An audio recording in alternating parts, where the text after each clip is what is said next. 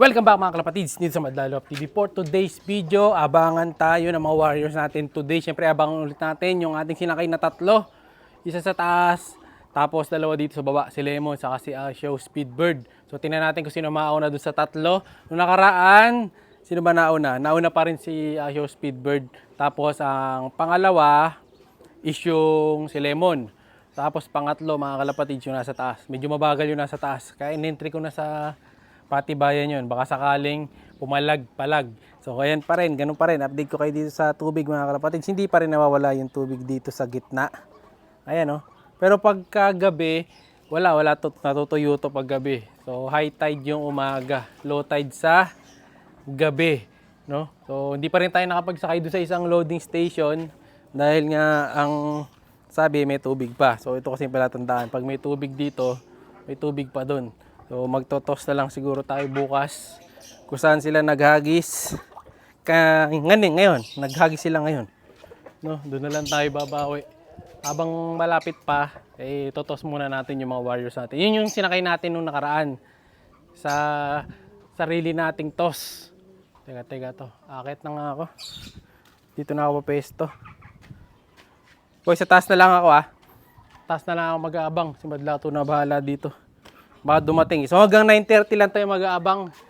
Kasi 9:30, 1,100 pababa na. Yung mga speed nung nag-clock, puro 1,1 Saka aalis na kasi kalapatids. No? So tutuloy ko yung abangan. Pagbalik ko maya-maya. Ayan, mag-aatid lang naman tayo. Tapos babalik din. Yeah! Ito na tayo sa taas. So dito na tayo mag-aabang. Hindi ko kasi makikita sa baba Pero dito sa taas, ito, time check, 9:23. So kita nyo, bago yung relo natin, bago luma. Actually di naman bago yan. Luma na yan. Bago lang yung lalagyan sa baterya. So kung napapanood yung mga dati kong mga vlog, yan din yun. Yung dati kong relong ginagamit. Naiba lang yung casing. Ano, diba? Nabili ko lang yung casing siya, Lazada. Nasa 300 pesos yata. Sayang kasi kaya yung relo mismo nahalungkat ko, tapos nakita nga namin Madlato, pwede palang bilan. So kami nilang gumawa kasi yung paggawa, magkano ba? Sa 500 din ang paggawa kasama battery.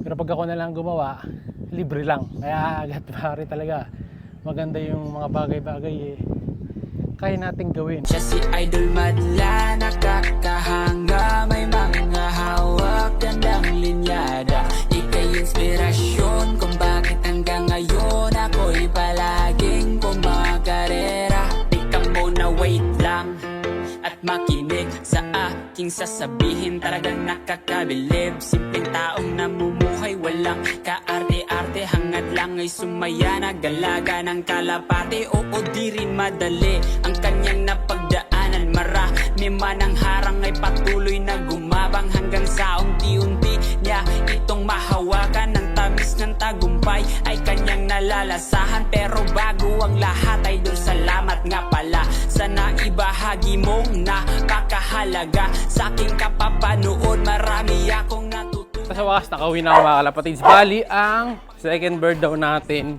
is si Checkered. Sabi ni Madlato, ito yung video. Ayan, so, si second bird, yung isa nating ibon. Medyo mabilis naman pumasok yan. Like doon sa isang ibon natin. So, check natin siya ngayon dito. Saan ba siya? Hanapin natin. Checkered, ito. Ayun, yung naka-blue.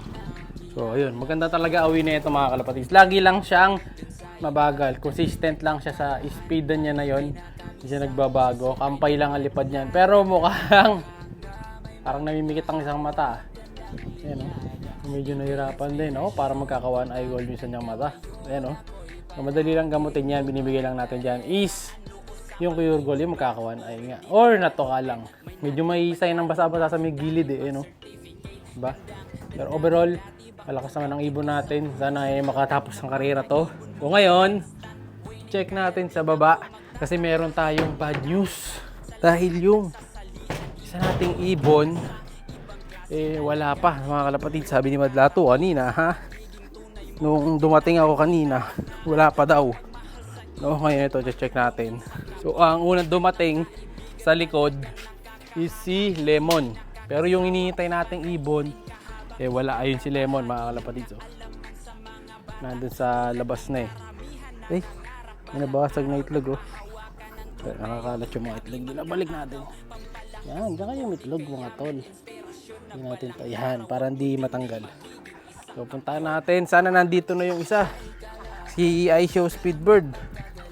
Siya kulang natin kanina eh. So, makikita natin sa loob. So ayun yung isa nating warrior. Ito na, si Lemon yan mga kalapatids. Ayan, oh. Kaya ganyan ang mata, Lemon. Yan.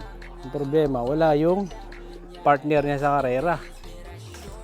Pero sana nandito na sa loob. Check natin.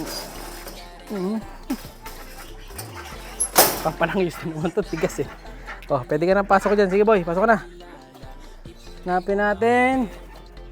Nandito na kaya? Ay, wala pa. Anak ng tina pa. Wala pa isa nating ibon mga kalapatids. Na disgrasya pa yata. So kulang tayo. Or baka nasa kabila. Wala dito eh. Ayan o. Oh. Ito yun yung kanina eh. Oh. Isa lang ang naka-blue na clip ring. Naka-orange to. Si ano to? Si Boy Kupad to. Hindi siya yan. Naka-green yan. Ito, hindi rin. Si Kobe to. Check ko, baka nandito sa kabila. So, merong naka-blue. Naka-clip ring.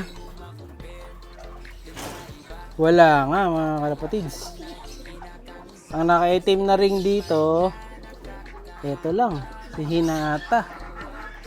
Oh, wala mga kalapatids. Oh my, wala isa nating ibon. Kulang. Sa taas. Wala to, iba din to eh. Anak ni Kobe to. Oh, wala sila. So, lalabas ko muna yung mga biniviewing natin habang patuloy pa natin hinihintay yung isa. So, paano kaya yun mga kalapatids? May sticker naman yun, madali natin makita. Natangay siguro siya. No? Paano makauwi? After dalawang wait, ito na hinihintay natin mga kalapatids. Ngayon, naka-sticker pa siya. Hindi ko alam ano nangyari sa iyo boy, pero na-late ka. Ayan no. So nagpaiwan ka. Grabe, nauna ka ng dalawang mong kasama. Pero okay lang yan. Malaga nakauwi. Bawi tayo next training. So titingnan natin kung bibilis siya o babagal. Pero tatry pa rin natin mga kalapatids. Hindi ko nakita yung pagdating niya kung hingal siya o ano eh. Pero teka, check ko muna yung ibon natin. No, kung kamusta siya. Okay naman ang katawan. Wala namang tayo nakitang sugat. Pero may itim-itim siya sa paa. Ano ba yan? Langis ba? Parang langis lang. Wala namang sigurong kakaibang nangyari dito sa ibon natin. Okay no? Malakas naman. So inahabol-habol pa yan. Mabara-bara ako pa. Okay naman siya. Sa tingin ko naligaw to. O naghabol. No? Sa mga babae kasi all cock sila dito. Pero di naman siguro. Di ba boy? Tapos ito. Dahil di natin tinos sa club. So bukas ihahagis natin sila sa malolos. And then try ko kung kaya na natin silang isakay bukas din ng hapon. No? Para matesting na sila. Sayang kasi yung pooling. Umaandar na yung pooling mga kalapatids. Hindi tayo nakakasali. Yun na dapat yung moment ni Kobe. Ayun, halos pantay na yung buntot. Oh, pantay-pantay na. Oh. So ready na sumabak to. So nasasayang yung training.